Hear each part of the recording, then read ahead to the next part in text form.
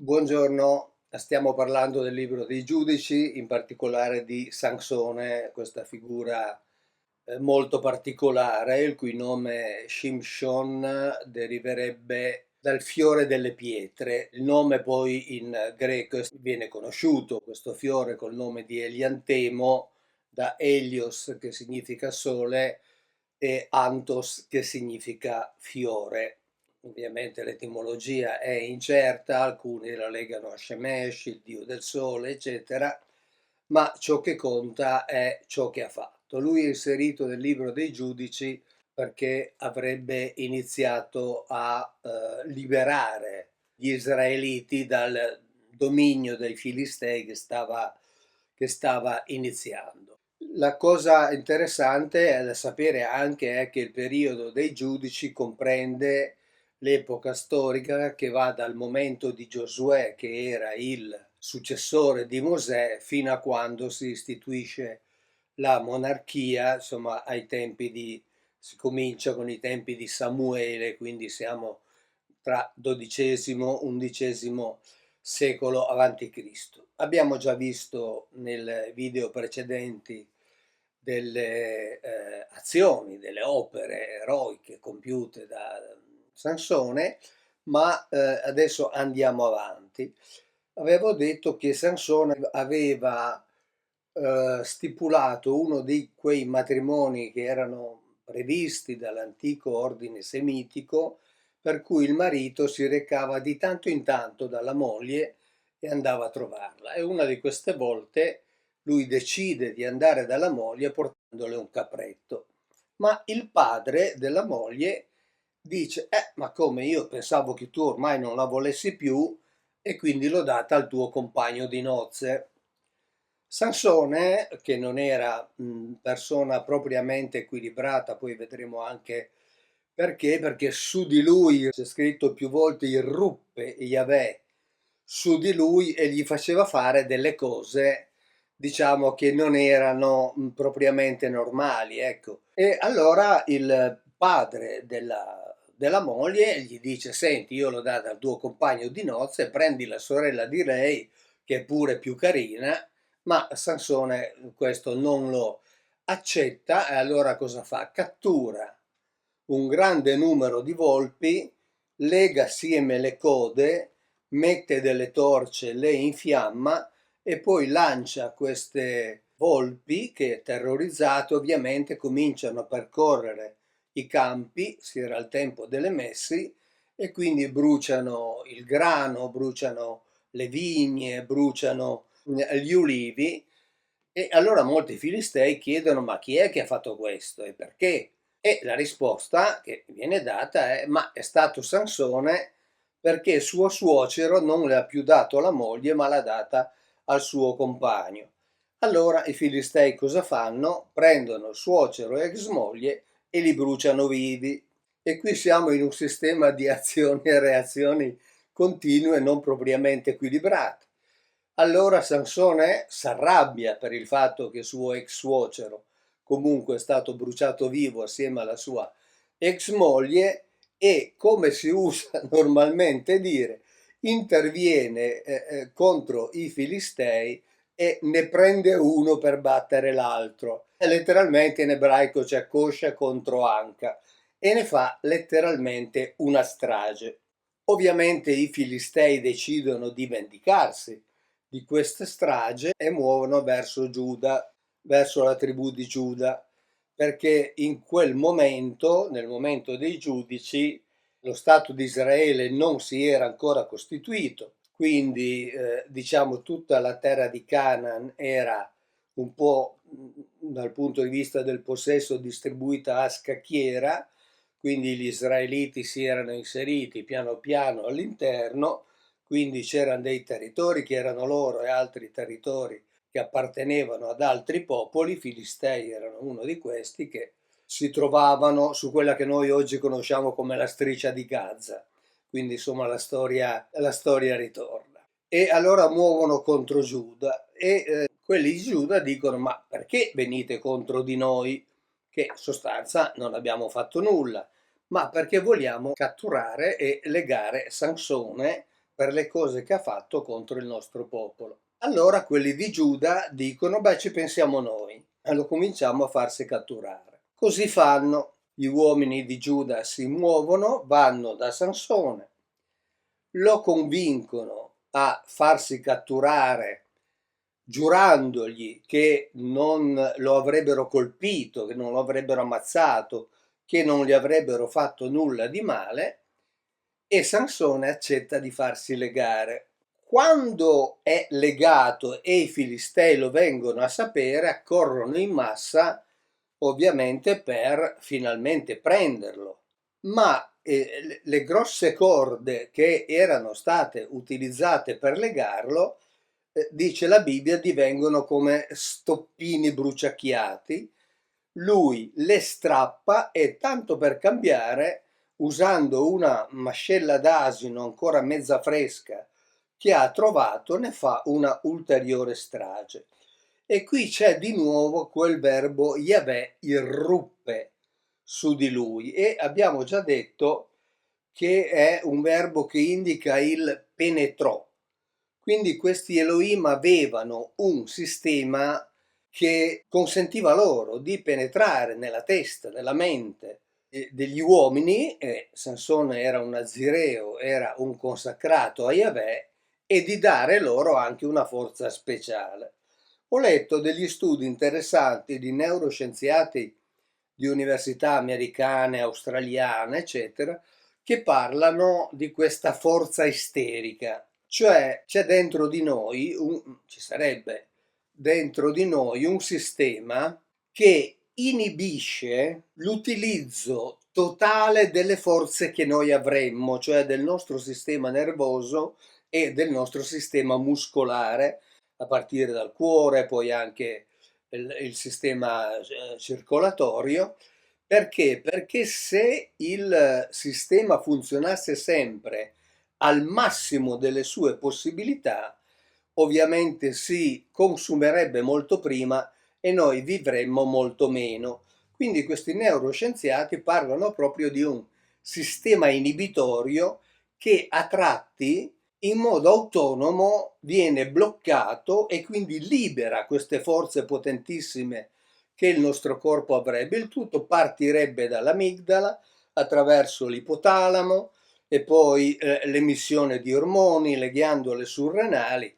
Quindi questo mi fa pensare che quando la Bibbia parla di irruppe, mi fa pensare a questi Elohim che avevano la capacità di agire probabilmente all'interno degli uomini che loro sceglievano, e quindi scatenavano questo sistema per cui esplodeva questa forza che noi potremmo quasi dire disumana, ma che in realtà è umana perché è dentro di noi ma è inibita, e quindi questo spiegherebbe anche scientificamente la forza di Sansone.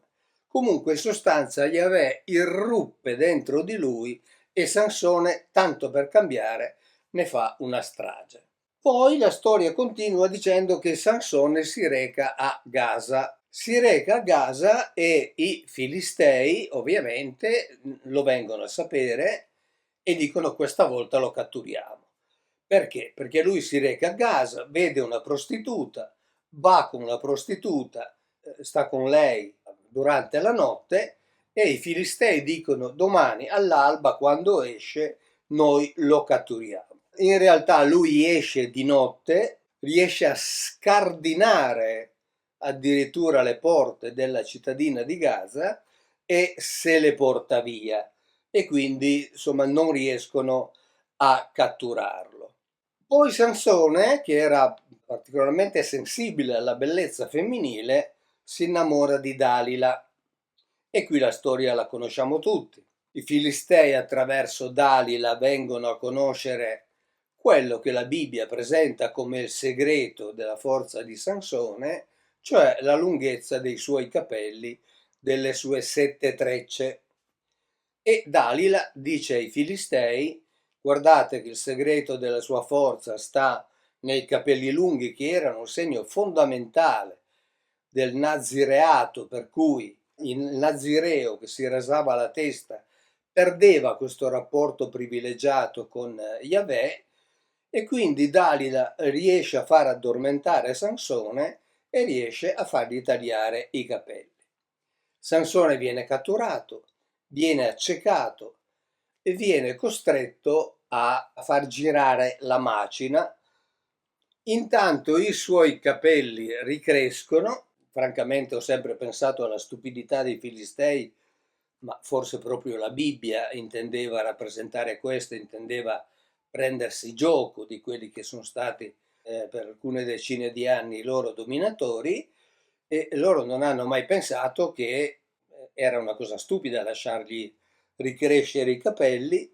Fatto sta che i capelli ricrescono, Sansone riacquisisce la sua forza, o per meglio dire, avendo ristabilito questa caratteristica fondamentale del nazireato, Yahweh di nuovo interviene su di lui, e quando i Filistei decidono di prendere Sansone accecato e di utilizzarlo per divertirsi, e lo portano nel tempio e gli dicono facci divertire, e quindi lo fanno partecipare a dei giochi, eccetera, lui riesce a convincere uno dei suoi guardiani, di quelli che dovevano occuparsi di lui, e gli dice fammi sentire dove sono le colonne del tempio, e questo guardiano gliele fa sentire e lì lui compie l'atto finale della sua vita, l'atto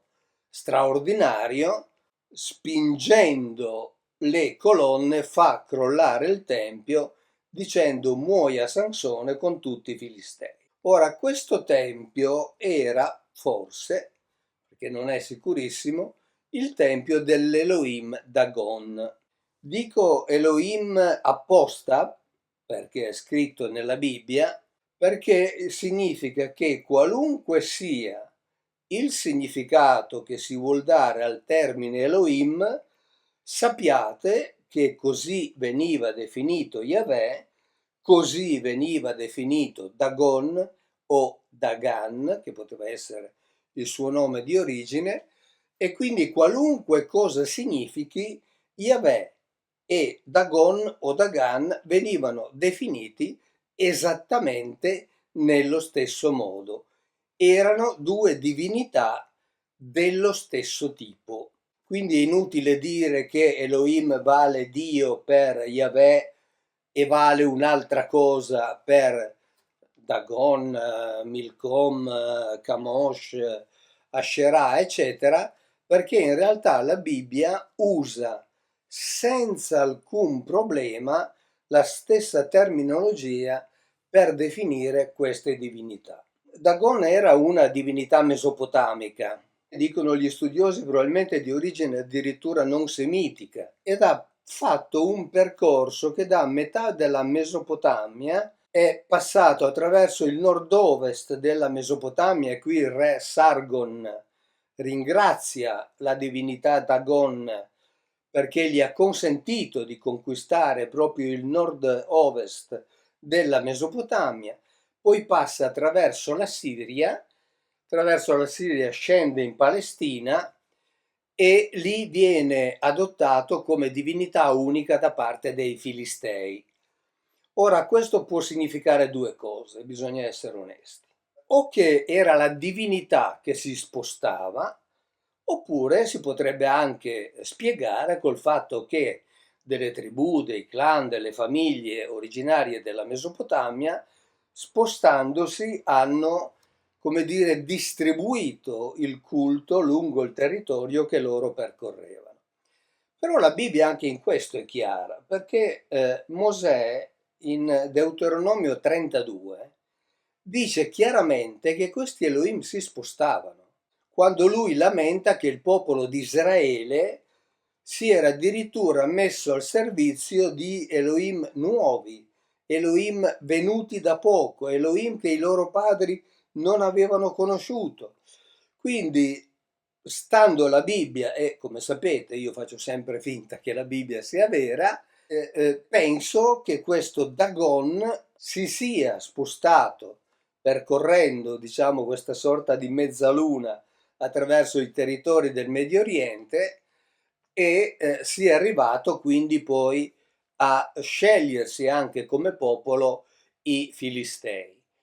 L'etimologia del termine Dagon o Dagan rimanderebbe, è molto incerta, ma rimanderebbe secondo alcuni al dag, cioè al pesce, secondo altri al grano, ma qui si chiedono, è nato prima l'uovo o la gallina? Cioè in realtà Dagon era considerato dio del grano perché il suo nome ricordava il nome del grano in ebraico, oppure viceversa, cioè hanno chiamato il grano così perché derivava da Dagon, considerato come dio della fertilità. Poi c'è anche una tradizione, un'antica tradizione araba che collega Dagon alle nuvole, cioè quindi al dio delle tempeste, però in realtà sostanzialmente era un po' considerato il dio della fertilità, ma insomma l'etimologia è molto incerta. Le sue prime attestazioni si trovano nella zona di Mari, nei testi di Ebla.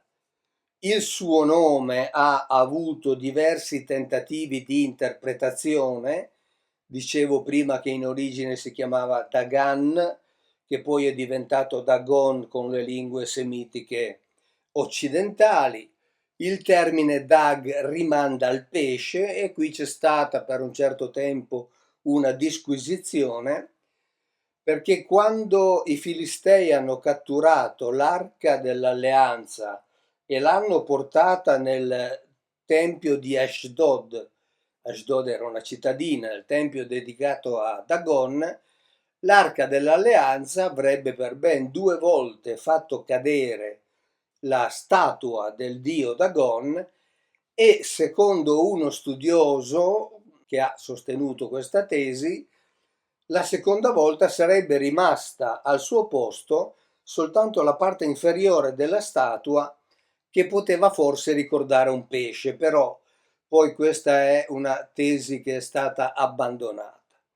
Questo ricordare un pesce rimanderebbe alla figura di Oannes, di cui parla Berosso, il sacerdote babilonese, nella sua storia di Babilonia, che parlava di questi uomini pesce, cioè di questi uomini che erano ricoperti di squame, avevano le mani e i piedi palmati, vivevano di notte nelle acque, per la precisione nel mare di Eritrea, poi uscivano durante il giorno e questi 7 saggi di cui Oannes era uno, i famosi 7 Apkallu, Oannes avrebbe insegnato la civiltà, avrebbe insegnato le scienze, avrebbe insegnato la cultura al popolo. E quindi se fosse vera questa parte inferiore di Dagon a forma di pesce, potrebbe teoricamente essere collegato alla figura di Oannes, però è un'ipotesi molto difficile da sostenere. Ciò che è importante è che Dagon è citato molte volte nella Bibbia, è citato appunto, l'abbiamo visto nel libro dei Giudici, è citato nel libro di Samuele, è citato nel libro delle Cronache, quindi era una divinità molto ben conosciuta, divinità equiparata a Yahweh perché veniva chiamata esattamente Elohim come Yahweh e quindi siccome i Filistei, popolo probabilmente di origine cretese, stando ai racconti antichi, provenivano dall'Egeo, insomma provenivano dall'area del Mediterraneo, è, come ho già detto altre volte, impossibile pensare che gli israeliti conoscessero l'unico vero Dio, mentre tutti gli altri si rivolgessero a delle divinità assolutamente inesistenti. E quindi questo Dagon ci fa pensare che, e ci conferma ancora una volta, che in Medio Oriente, ma non solo, lo abbiamo visto e detto più volte, vale per tutto il mondo, esistevano molte di queste divinità alle quali i popoli si rivolgevano, ogni popolo riteneva che la sua divinità fosse la migliore, queste divinità combattevano tra di loro, Mosè ci dice che queste divinità si spostavano nei vari territori anche alla ricerca di popoli da cui farsi seguire e che Israele spesso ha tradito Yahweh per dare il suo servizio a qualcuna di queste altre divinità, e quindi anche qui dovremmo dire che allora anche il popolo di Israele, che conosceva, aveva la fortuna, avrebbe avuto la fortuna di conoscere il Dio vero, in realtà quando gli capitava l'occasione si rivolgeva a delle divinità assolutamente inesistenti. E nei testi teologici ugaritici, negli elenchi, in quello più attestato, Dagon è inserito al terzo posto. Come primo c'è El, poi c'è Ilib, poi c'è Dagon e poi c'è Baal. E il fatto che nei racconti, nelle storie di Baal, non abbia una grandissima importanza, una grandissima rilevanza, può proprio significare che probabilmente lui è arrivato dopo. Dagon aveva diversi centri di culto nel territorio di Giuda, nel territorio di Esher, quindi era molto ben distribuito anche nella terra di Canaan, dove gli ebrei avevano invece il loro luogo di culto a Yahweh, che prima era Silo, poi è diventato Gerusalemme, ma in realtà queste divinità erano copresenti e agivano nello stesso periodo e ciascuna aveva il suo popolo. Quindi ancora una volta dobbiamo ricordare che in realtà la Bibbia non è un testo monoteista, ma è un testo assolutamente politeista, o se vogliamo monolatrico, cioè Israele, tra tutte le divinità possibili, tendeva a riferirsi direttamente ed esclusivamente a Yahweh, perché mentre le altre divinità erano molto più tolleranti, Yahweh non lo era. E quindi Yahweh, nella sua infinita bontà di Dio di amore, di Dio che ama tutta l'umanità, diceva: se vi rivolgete ad un altro, io vi ammazzo. Con questo terzo video su Sansone abbiamo avuto modo di fare un viaggio attraverso la Mesopotamia, la Siria, la cultura ugaritica, la Palestina, ma soprattutto abbiamo avuto modo di riflettere ancora una volta sull'aspetto più importante, che è quello degli Elohim, e su un altro aspetto altrettanto importante, è il fatto che ad esempio Dagon era conosciuto dagli israeliti e citato nella Bibbia, ed era conosciuto e citato in numerosi testi extrabiblici, a conferma del fatto che gli uni supportano gli altri, e tutto questo ci fa capire quanto sia storico e localmente determinato quello che gli antichi ci hanno raccontato. Ciao, grazie e alla prossima.